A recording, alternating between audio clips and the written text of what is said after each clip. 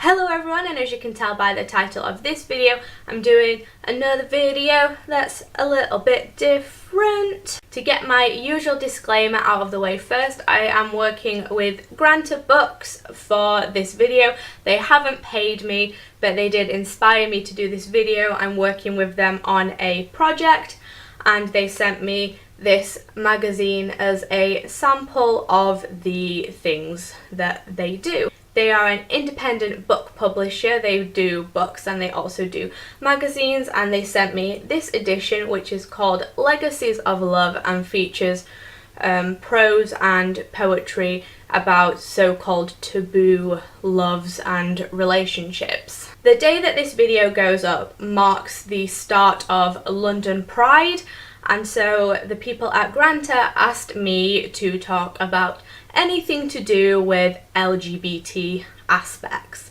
I have already talked about my sexuality before on this channel. I did a video literally called My Sexuality in Fiction, where I talk in detail about the first book that I read that featured a bisexual character, and more recently I did a video sharing my coming out story inspired by a book that I've read recently.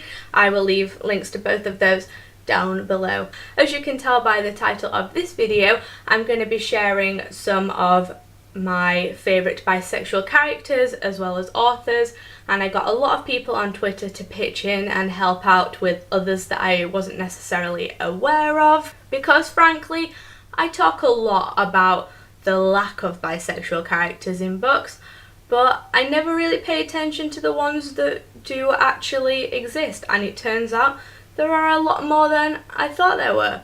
So let's get straight into it. The ones I'm going to share with you first are the ones that I have come across myself, which if you're an avid reader you probably know all of these. But the first one that I'm going to talk about is Magnus Bane from the Mortal Instruments series, because frankly I cannot mention him. He is the one that I refer to in my sexuality in fiction book. And what I really like about this character in this book is that when he declares his sexuality, it's not made a big deal of, it's just announced what it is, and it's just there, that's it. There's a bisexual character in this story, and the whole thing is not entirely centered around that. The next character that I'm going to talk about is another one of Cassandra Clare's characters, and that is Mark Blackthorne in Lady Midnight. Again, this is another one where his sexuality is just announced and it doesn't really take up the main focus of the story. It's not entirely about that, and I like as well that you see him having relationships with both, in contrast to Magnus in the Mortal Instruments, where he is solely with Alec for the entirety of the timeline from when they meet. This is one that I completely missed out on, and I'm so mad at myself for missing out on, and I found this just through doing my research for this video, and that is Prince Rai in the Dark Shade of Magic series. Completely didn't pick up on that, but I spoke to my friend and apparently it's in this book where he talks about being attracted to both men and women.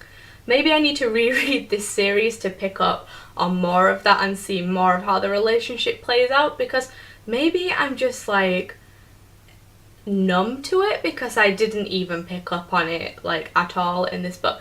And also the author V.E.Schwab is bisexual as well. The next one that I'm going to talk about is The Upside of Unrequited by Becky Albertelli, and what I love about this one is that it is a young adult book, but it is not a teenager discovering their sexuality story or them being aware of their sexuality. It's in fact the protagonist's mum who is bisexual. In this story, the protagonist Molly has two mothers, and one of those is bisexual. And I just think that that's so great, because I like that it's been showcased in a book that bisexuality is not a phase, not something you just go through as a teenager as kind of a stepping stone, as it's often called for some reason. But I like that you have a bisexual woman who is married and has children but is still bisexual, and she also reaffirms that in this book as well. I'm sorry that I'm kind of speedily going through these. I do have a lot to talk about, but I will leave links to all of them in the description down below so that you can check them out. The next one I'm going to talk about is a book that I read recently but personally myself didn't enjoy, but that is Radio Silence by Alice Oseman. The protagonist of this story is biracial and she's bisexual as well, and it's one of those things where she always knew but then she finally comes out to someone and it's such like a fleeting, oh that's cool, good to know. So it's nice that there are examples of positive situations of someone coming out as well. This is a really popular one, and that is History Is All You Left Me by Adam Silvera. The next one I'm going to talk about is a very popular one, and that is History Is All You Left Me by Adam Silvera. In this story, the protagonist's ex-boyfriend is revealed to be bisexual, but the protagonist didn't know that despite dating them. So it comes as a shock to the protagonist, and I will say right here, I didn't particularly like this book anyway, but I found the bisexual representation in this to be very problematic, which I go into more detail in my review that I did on my channel, which again I will link down below. Now I'm moving on to the ones that were suggested to me by people that I asked. The first one that I'm going to talk about for this section is one that I hear about a lot on BookTube, but it's one that I've just not got around to reading yet, and that is Our Own Private Universe by Robin Talley. I have read Robin Talley before and I really enjoyed her, and I believe from the summary that I got, this is a YA romance, and the protagonist Aki, I think that's how you say it, knows that she is bisexual and basically wants to explore that over the summer. The next book that I'm going to talk about is another one that a lot of people recommended to me, and I'm really sorry I'm going to absolutely butcher this name, but Not Otherwise Specified by Hannah Moskowitz. That's definitely not how you say that.